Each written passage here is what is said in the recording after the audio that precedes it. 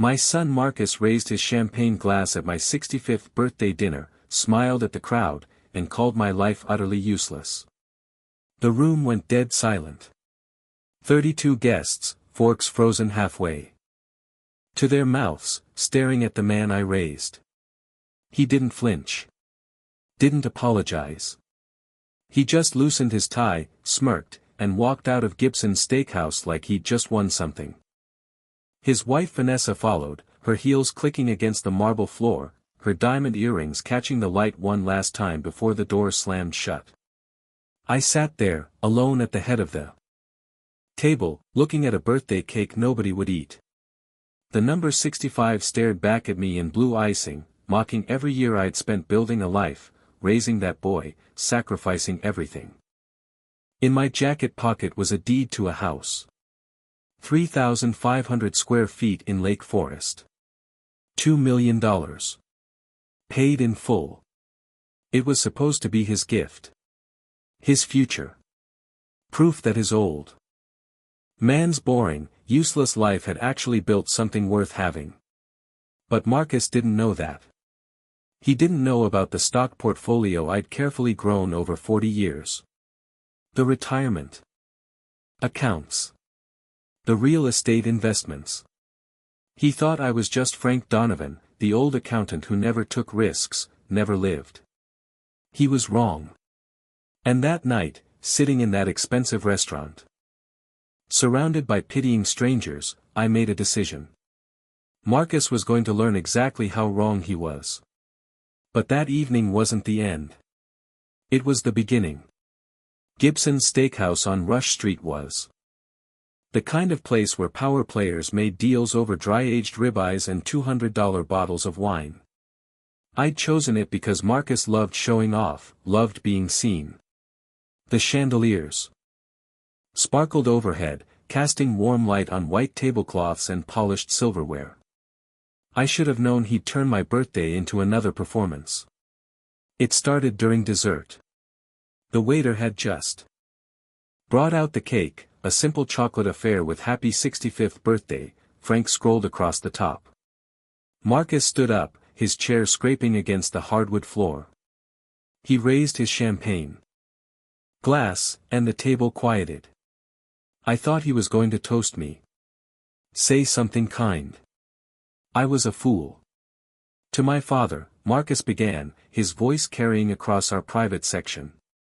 A man who spent 65 years playing it safe. Counting other people's money. Never taking a single risk. Never really living, he paused, letting it sink in.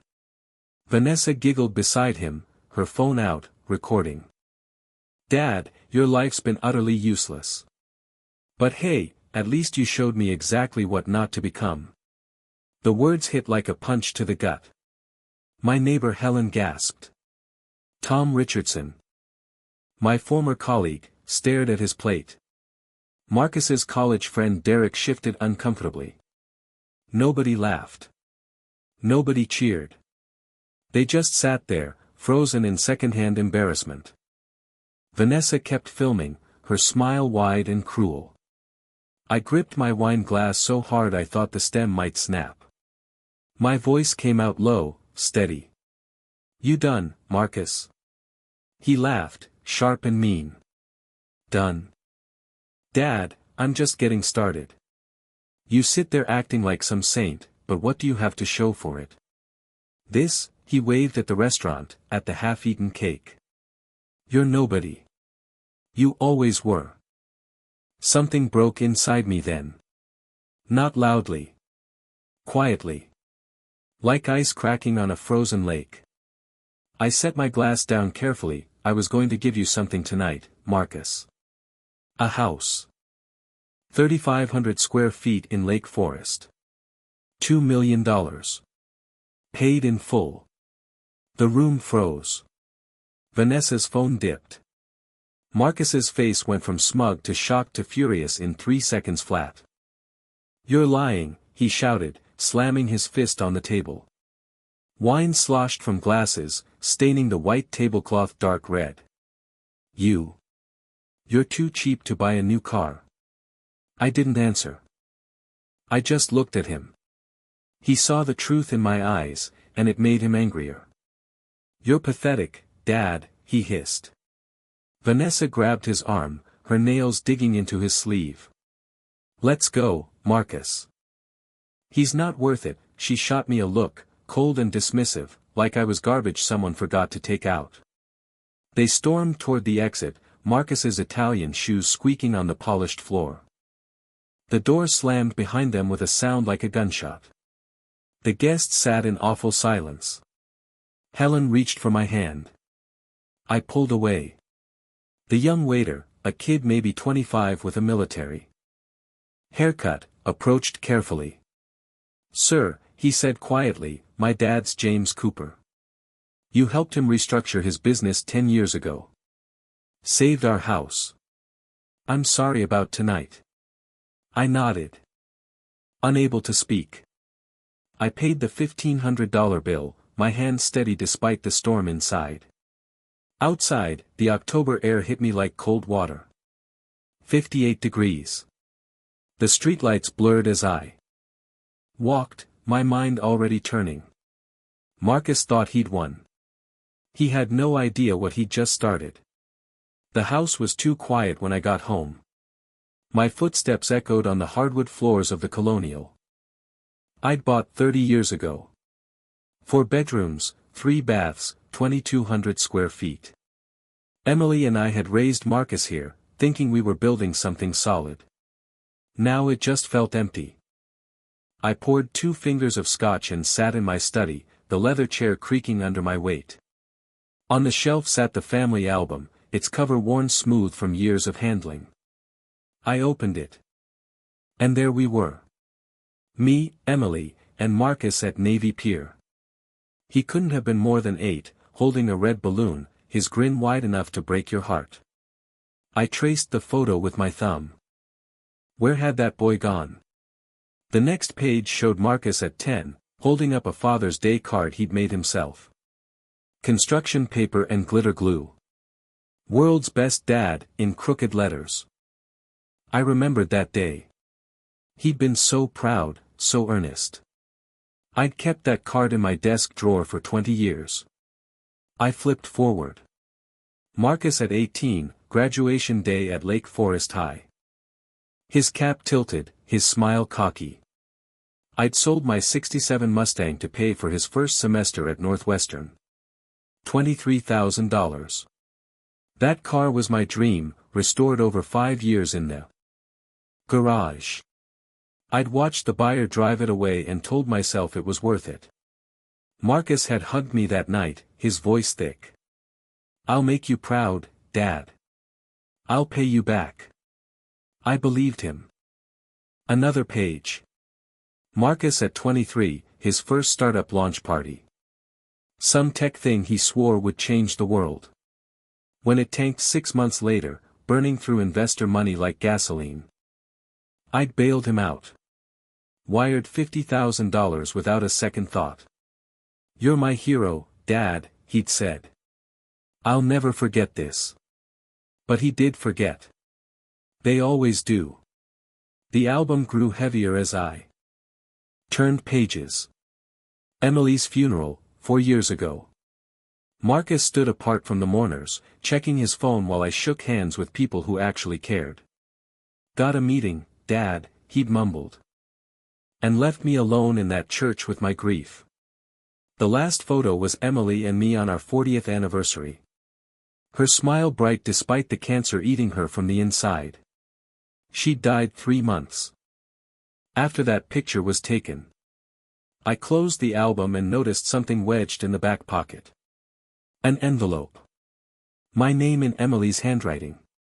My hands shook as I opened it. "Frank. If you're reading this, I'm gone. I need you to know something about Marcus.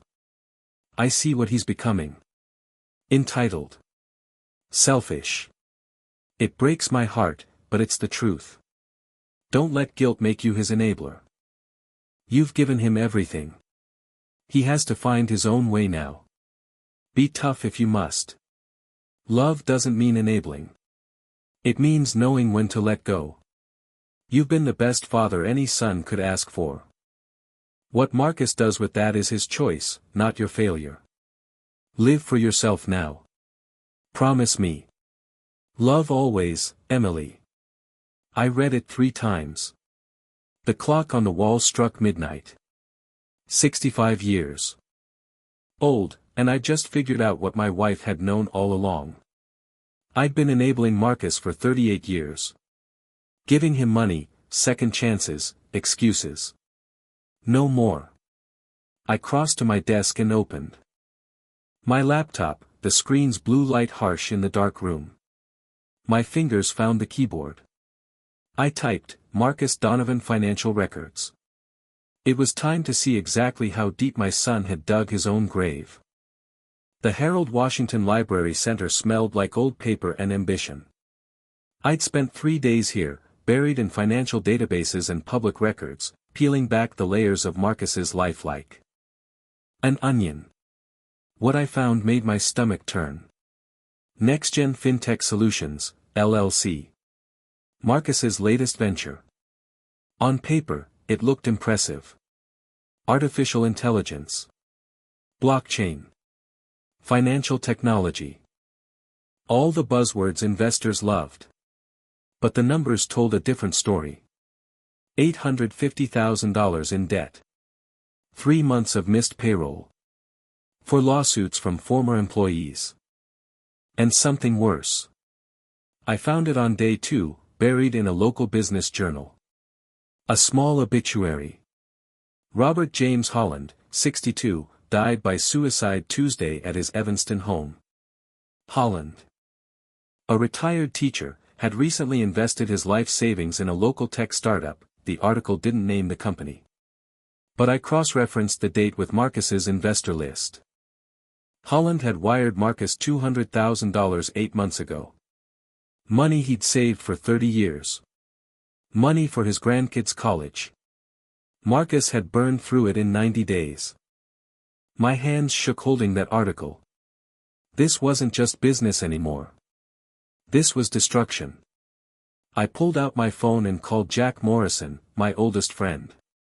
We'd worked together at Deloitte. Back in the 80s, before he went private investigation and I went corporate consulting. He picked up on the second ring. Frank, it's 7 in the morning. You okay? I need information on Marcus, I said, keeping my voice low. The library was empty except for a homeless man sleeping near the periodicals. Off the record. Everything you can find. Jack sighed.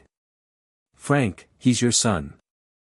Not anymore, I said. He made that clear. Silence. Then, give me 24 hours. Jack called back the next evening while I sat in a corner booth at Lou Mitchell's diner on Jackson Boulevard. His voice was grim. Your boy's in deep, Frank. Offshore loans from an outfit called Sentinel Capital. 22% interest. They're not nice people. He's missed 3 payments. Word is they're ready to move on his assets. What else? His main investor, Daniel Hargrove, is already nervous.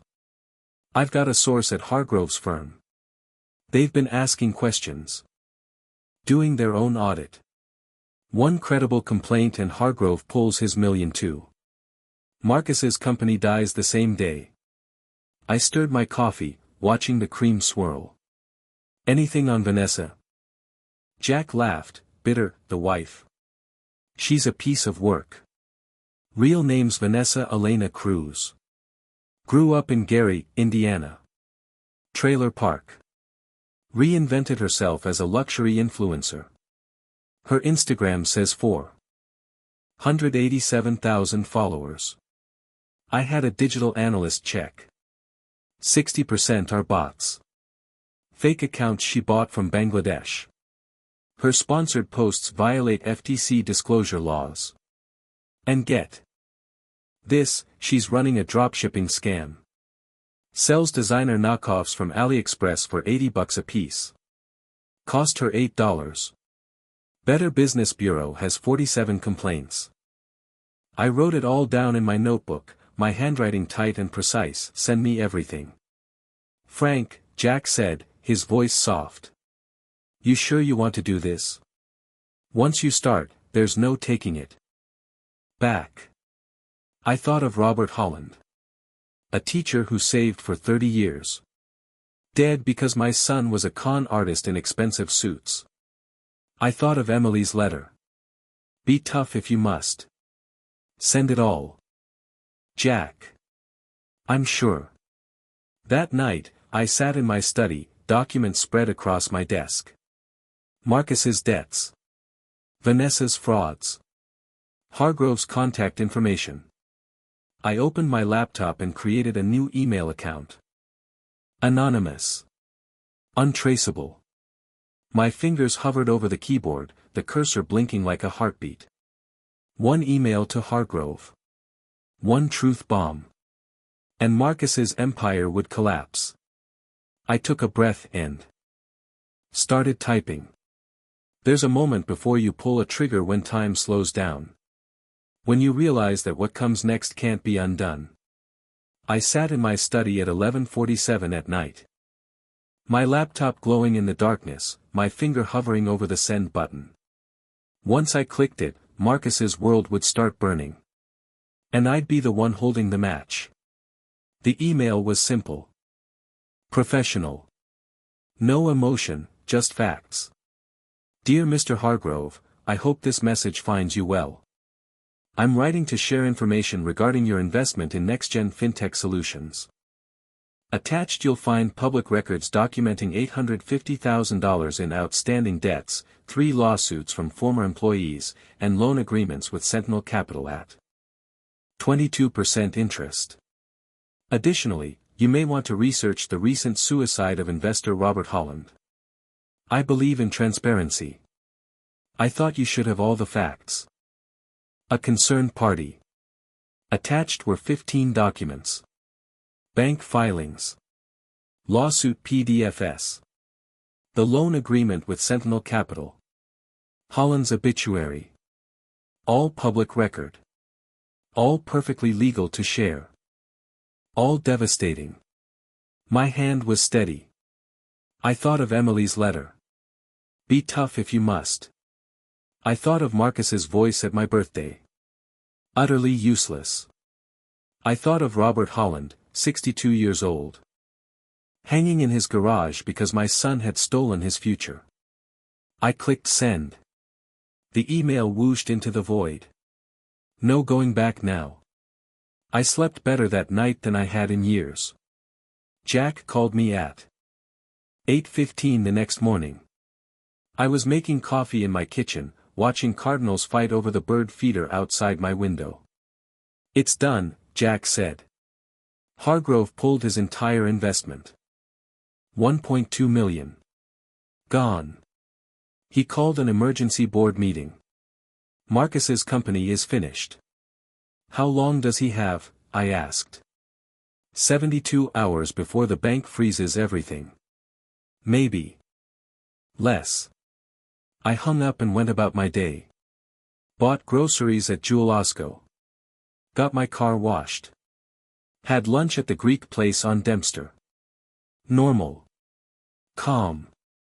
While 45 minutes away in the loop. My son's life was imploding. My phone started ringing at 6:30 that evening. Marcus. I let it go to voicemail.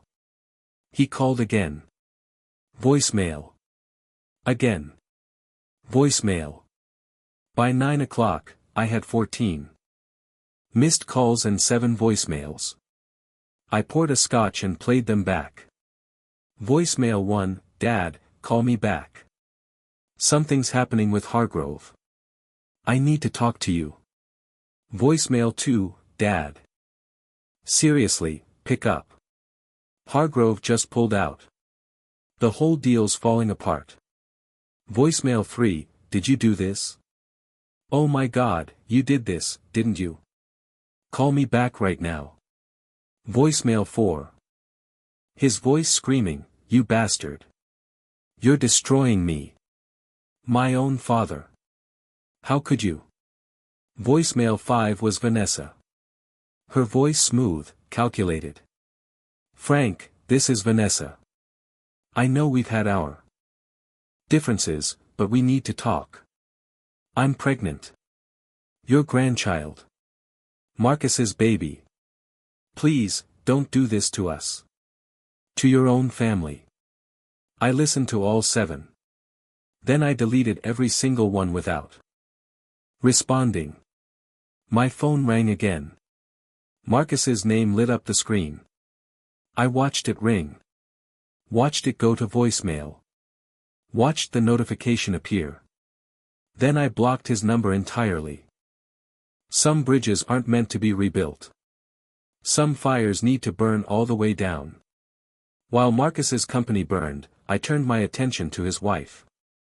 Vanessa Cruz, the self-made luxury influencer. Except she wasn't self-made. She was self-invented. And I was about to unmake her entirely. Her Instagram was a carefully curated lie. Designer handbags. First-class flights. Champagne brunches at the Peninsula Hotel. 487,000 followers hanging on every post. Brands paid her $15,000 to $20,000 a month to sell their products. Skin Glow Beauty. Luxwear Fashion.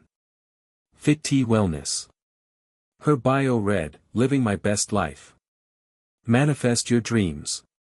I spent 2 days digging into her business. What I found was fraud, plain and simple. Her exclusive collection was drop-shipped garbage from AliExpress. Customers paid $80 for faux leather bags that cost her $8. I found screenshots of complaints. Ordered 6 weeks ago. Never arrived. This is a cheap knockoff. Vanessa blocked me when I asked for a refund. The Better Business Bureau had 47 open cases against her LLC. Her follower count was manufactured.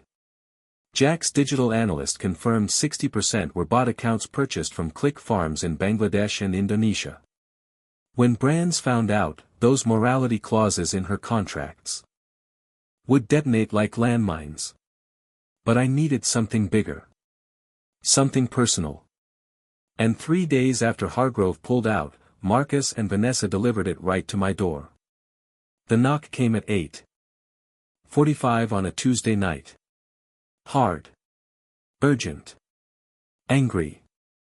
I pressed record on the voice recorder in my shirt pocket. Illinois is a one-party consent state. Perfectly legal. I opened the door. They looked desperate. Marcus unshaven, his eyes wild. Vanessa's designer clothes wrinkled, her makeup smudged. The rain had soaked them both.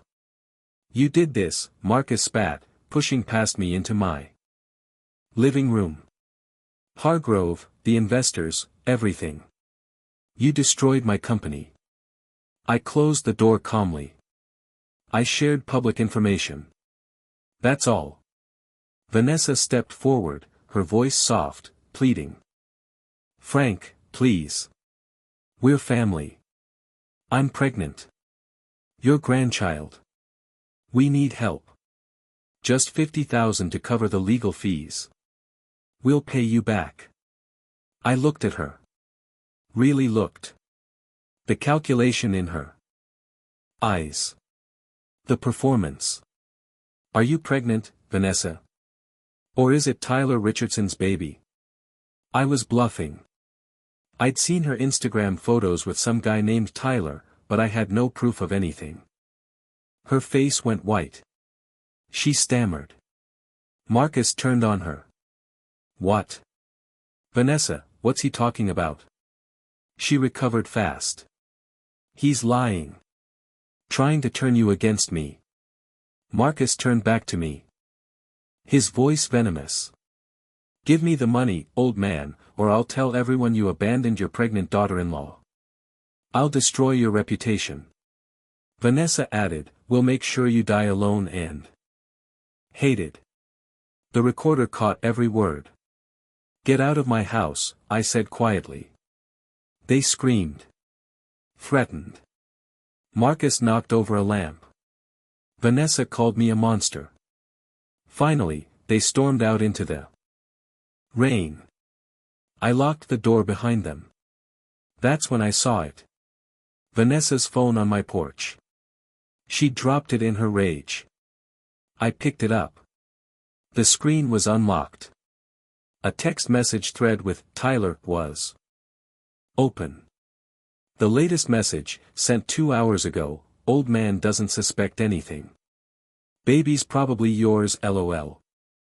Once we get his money, we're out." I screenshot everything and called my lawyer. Richard Chen's law office sat on the 18th floor of a building on LaSalle Street.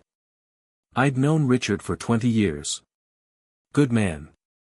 Sharp lawyer. He took one look at me walking through his door at 9 the next morning and said, "This is about Marcus, isn't it?" I set Vanessa's phone on his desk.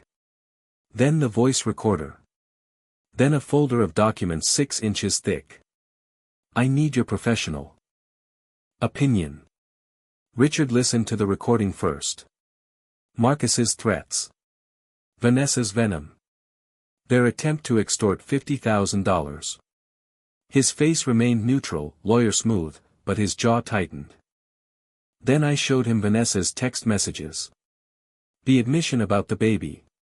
The plan to take my money and run. "This is solid evidence," Richard said carefully. "But Frank, he's your son. Are you absolutely sure you want to go down this road?" I met his eyes. He stopped being my son when he chose greed over family. Richard nodded slowly. "All right. Here's what we can do.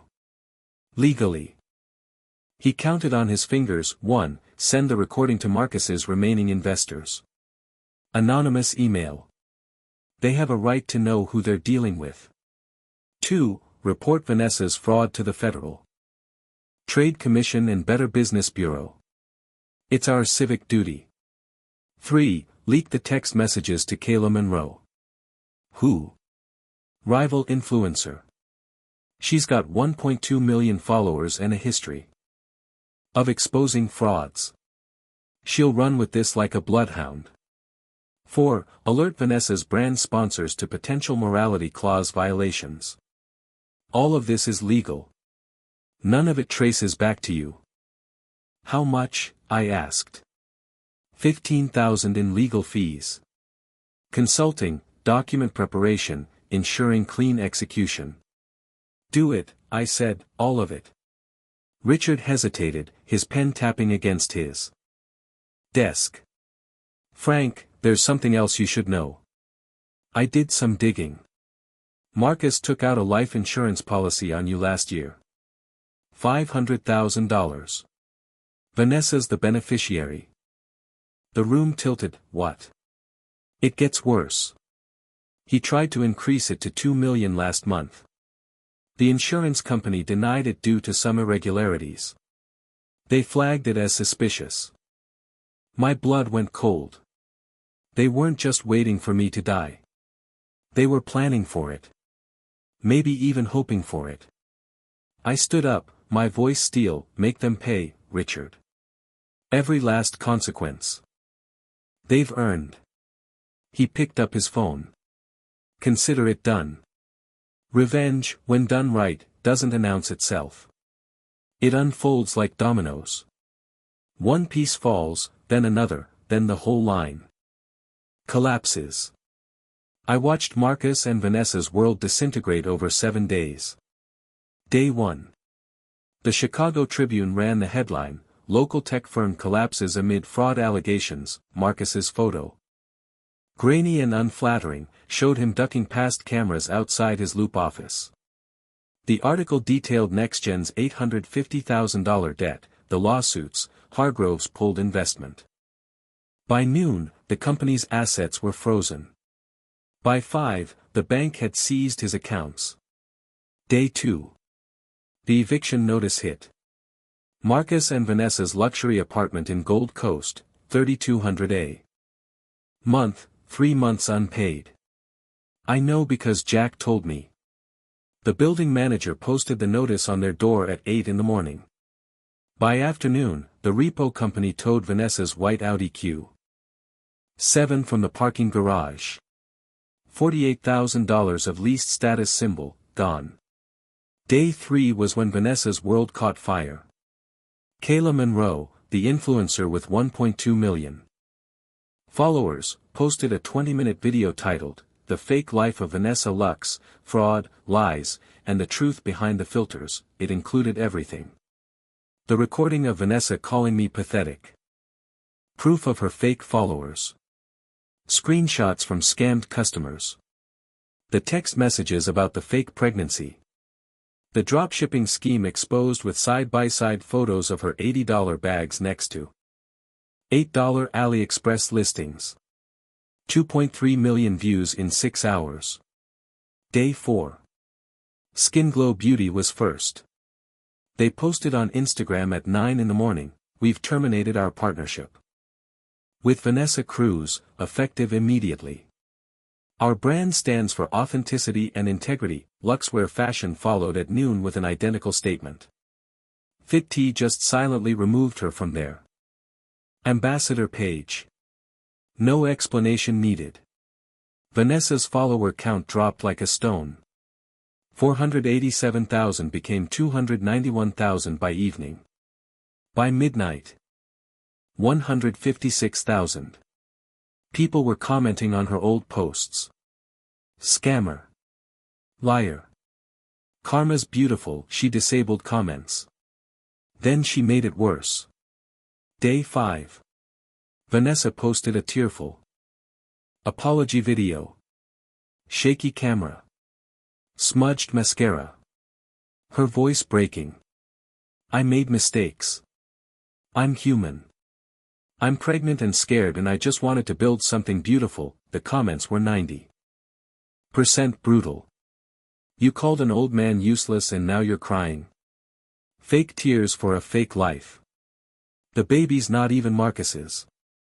Day 6. Marcus drunk dialed me at 3:42 in the morning. I'd unblocked his number to see what would happen. His voice was slurred, broken. "You happy now, old man? We're losing everything.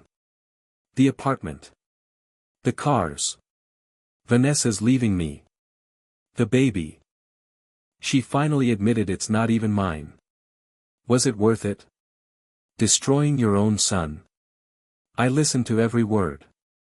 Then I said, "Calm as glass, you did this to yourself, Marcus," and hung up. Day 7. The Chicago Sun-Times reported NextGen FinTech Solutions filed Chapter 7 bankruptcy. Total collapse. Liquidation. Marcus filed personal bankruptcy the same afternoon. But the final blow came at 4 in the afternoon. Jack called. FBI just issued a warrant. Securities fraud. Marcus is facing federal charges. That evening, a registered letter arrived at my door.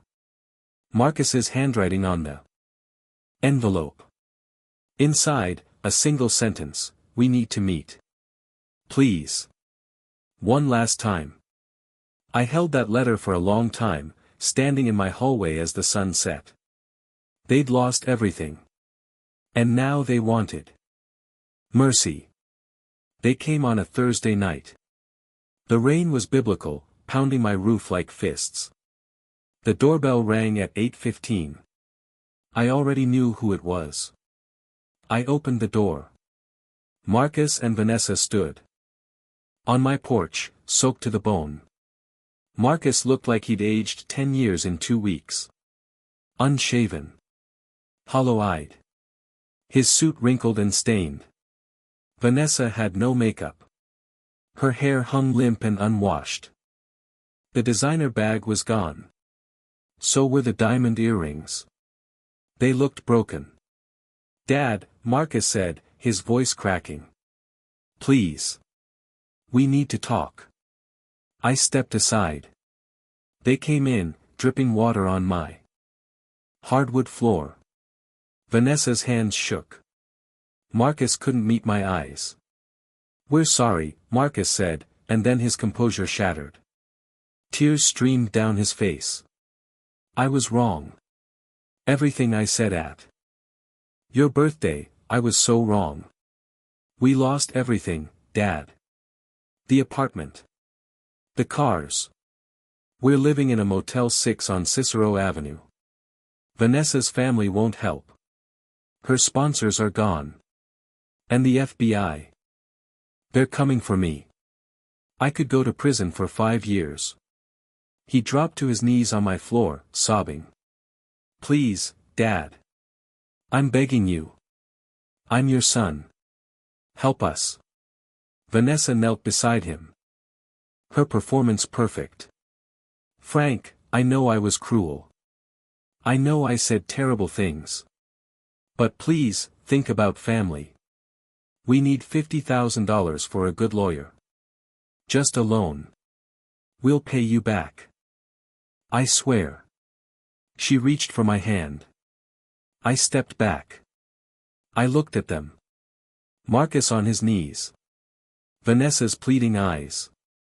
For a moment, just a heartbeat, I saw the 8-year-old boy with the homemade card. World's best dad. Then I remembered Emily's letter. Be tough if you must. I remembered the life insurance policy. $500,000. They'd been waiting for me to die. I remembered Robert Holland, the teacher who saved for 30 years, hanging in his garage. No, I said quietly. I gave you everything. My savings. My time. My dreams. You called my life useless. You waited for me to die so you could collect insurance money. You're not my son anymore, Marcus. You're a stranger who happens to share my last name. Marcus screamed. I'll never forgive you. Vanessa's mask dropped. You're a monster. I'm the man you created, I said. Now get out. They left, screaming into the rain. I closed the door, locked it, and stood there listening to their voices fade. The house went silent except for the clock ticking on my wall. I walked to the mantel and picked up Emily's photo. I kept my promise, sweetheart, I whispered. I let go. 6 weeks later, I stood under bright autumn sun in Millennium Park, looking at 200 faces who actually gave a damn. The banner behind me read, Emily Donovan Foundation, Empowering Families, Honoring Legacy. White tents dotted the lawn. Families. Students. Veterans. People who needed a hand up, not a handout. The microphone was cool in my hand. I cleared my throat. My wife Emily believed everyone deserves a chance. Not charity. Opportunity. This foundation is her dream, finally real. $5 million endowment for scholarships, financial literacy programs, and support for single-parent families. Applause rippled through the crowd. Warm. Genuine. Nothing like the forced politeness at my birthday dinner. Our first scholarship recipient, I continued, is David Cooper. The young man from Gibson's Steakhouse stepped forward. The waiter who'd apologized to me that awful night. His military haircut was fresh. His eyes bright. He shook my hand hard. Mr. Donovan, my dad said you saved our house 10 years ago. Now you're sending me to college. You changed my life. Thank you, sir. My throat tightened. You earned it, son. Make it count. Paul Henderson, the foundation director, pulled me aside after the ceremony. Heard your son left Illinois. Skipped town before the FBI could arrest him. Word is he's in Arizona somewhere. I shrugged. That chapter's closed. A local news crew approached. Young reporter, eager. Mr. Donovan, what inspired this foundation? I thought of Emily. Of her letter. Of letting go. My wife taught me that legacy isn't what you leave to people. It's what you leave in them. As the crowd thinned, an elderly woman approached. Silver hair. Kind eyes. Mr. Donovan. I'm Margaret Patterson. I was Marcus's third-grade teacher. My chest tightened. I remember you at every parent conference. Every school play. You were a wonderful father. She touched my arm. Gently. What happened to Marcus? That's on him. Not you. You did everything right. I couldn't speak. Just nodded. She smiled and walked away. My phone buzzed. Text from an unknown number. I opened it. My blood went cold. Dad, it's Marcus. I'm in trouble. Real trouble. Please. One last time. I stared at that message for a long moment. Then I deleted it. Blocked the number.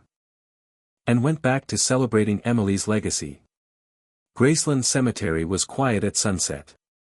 Emily's memorial sat beneath an old oak tree, the stone simple and clean. Emily Marie Donovan, beloved wife. 1955 to 2020, she believed in second chances. I sat on the bench 15 feet away, the envelope heavy in my hands. Marcus's letter had arrived 2 weeks ago. I'd left it unopened on my desk. Not ready. But tonight felt right. I slid my thumb under the seal and pulled out 2 pages of messy handwriting. Dad, I don't expect forgiveness. Vanessa left me the day after we saw you. Took everything. The baby wasn't mine. You were right about all of it. I'm facing 5 years in federal prison. My lawyer says if you testify about my character, I might get probation instead. I know I don't deserve it. But I'm asking. Not for the man I became. For the boy I used to be. The one who drew you cards and called you his hero. He's still in here somewhere, Dad. I promise. Please. Marcus. I read it twice. Felt nothing. No anger. No sadness. Just empty. I folded the letter carefully and pulled out my Zippo lighter. Emily had given it to me 40 years ago. The inscription read, "To my eternal flame, love E." I flicked it open. The flame caught the corner of Marcus's letter. I watched it burn, the paper curling black, ash falling to the grass. Some fires purify. My phone buzzed. A video file from Richard. Subject line, from Emily, recorded 2019. My hands shook as I pressed play. Emily's face filled the screen. Bald from chemo. Thin. But her eyes still bright. Frank, if you're watching this, I'm gone. I need you to hear something. Marcus. I love him. But I see what he's becoming. Selfish. Entitled. It kills me. But it's the truth. Don't let guilt make you his enabler. You've done enough. More than enough. When I'm gone, live for you. Travel. Laugh. Love again if you can. You've earned your happiness. Rome. Frank. We always talked about Rome. Promise me you'll go. Promise me you'll live. The video ended. I sat there as the sun dipped below the trees, painting the sky gold and pink. I stood and walked to Emily's stone. Placed my hand on the cold granite. I'm going to Rome, Em. 2 weeks. Amalfi Coast after that. I'll send you postcards from my heart. I noticed fresh flowers on her grave. Not from me. A card tucked between the stems. Thank you for the scholarship. You're the grandfather I wish I had. David Cooper. Tears came then. Not sad ones. Healing ones. My phone rang. Blocked number. I knew it was Marcus. Calling from some Arizona burner phone. Begging again. I looked at the screen. Declined the call. Went to contacts. Found his name. Deleted it entirely. I walked toward my car, the sunset at my back. Lighter steps than I'd had in years. Some endings aren't cruel. They're necessary. And sometimes, the greatest act of love is knowing when to let go. Frank's story teaches us something powerful. Love doesn't mean letting people destroy you. Sometimes the hardest thing a parent can do is step back and let consequences be the teacher. Frank gave Marcus everything, opportunities, money, second chances, but Marcus mistook generosity for weakness. He learned too late that respect isn't inherited, it's earned. Here's the truth we need to hear. You don't owe anyone your peace. Not your children. Not your family. Not anyone. Frank spent 65 years building a life with dignity and sacrifice. When Marcus called that life useless, he revealed who he'd become. Frank's revenge wasn't cruel, it was justice. He simply stopped enabling and let the truth do its work. The real victory wasn't watching Marcus fall. It was Frank reclaiming his life. The foundation. The trip to Rome. The freedom to live without guilt. That's the lesson. It's never too late to choose yourself. If this story moved you, hit that subscribe button and ring the bell. You're joining John's Revenge Stories, where we prove that justice isn't about age, it's about courage. Drop a comment telling me what you'd have done in Frank's shoes. Would you forgive or let go? And smash that like button if you believe sometimes walking away is the strongest move you can make. Next up, we've got another story of revenge served cold. Click that video on your screen. Thanks for watching, and remember, your peace matters more than their approval.